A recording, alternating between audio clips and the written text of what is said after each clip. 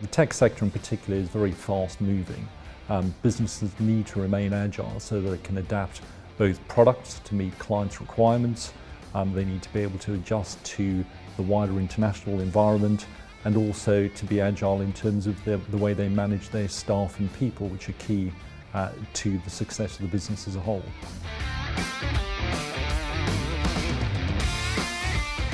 Funding plays an important role in agility for technology companies because responding rapidly to change might require that company to go out and find cash. And if it does need to do that, then there are certain issues that that company needs to be bearing in mind. Choose your investors carefully, make sure you do plenty of due diligence on them to make sure their interests are aligned with yours and that they really understand your market. Early stage investors, keep them as simple as possible and try and avoid any structures that might put off a venture capitalist further down the track.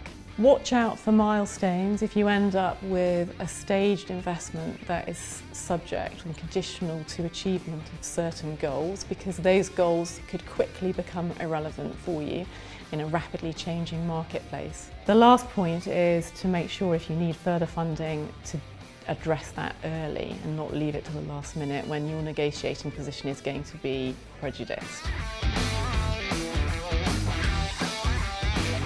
Culture and people are the most important things to agility from my perspective. You need to have the agility in your culture to allow the people that you've got to do their very best work. Agility doesn't mean changing your workforce on a regular basis. What it really means is giving your workforce the power to innovate, to change. So you want a stable workforce that can do things differently, that's trained differently, that thinks differently. It's always going to be the people that make the biggest difference. People are going to have technology and use the technology, but it's the way in which you use and manipulate the technology that's going to be key, and that's going to be done by the people.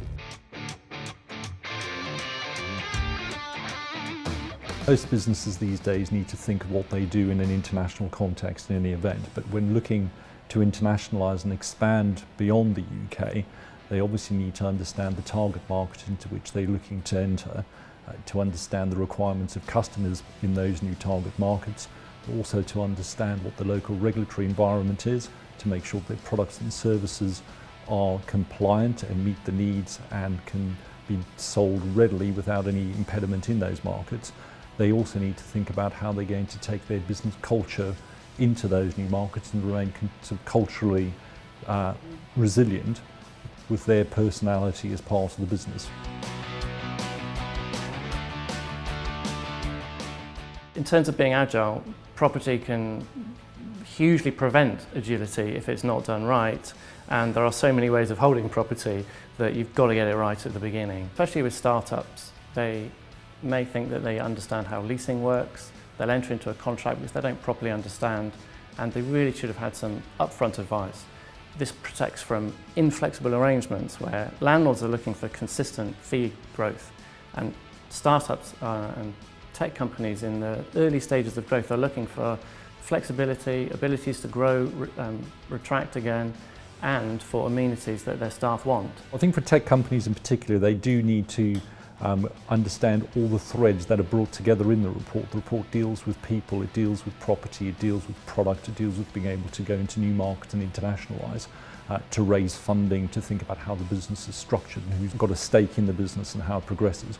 All of these elements are relevant to all international businesses, or in tech businesses in particular. I think this report's important because it gives people ideas and an opportunity to assess where they are against what other businesses are doing, because this market's moving very quickly, and anything that you can get to help you take the next step or to think about something different is always going to be important. Everybody understands that people try and avoid involving lawyers if they possibly can, but this could prove to be a false economy, because by involving lawyers early on, you can avoid some of the pitfalls that this report will highlight. We recommend that everybody download the report, which is called Tech Be Nimble, Tech Be Quick, Tech Don't Forget the Legal Bit.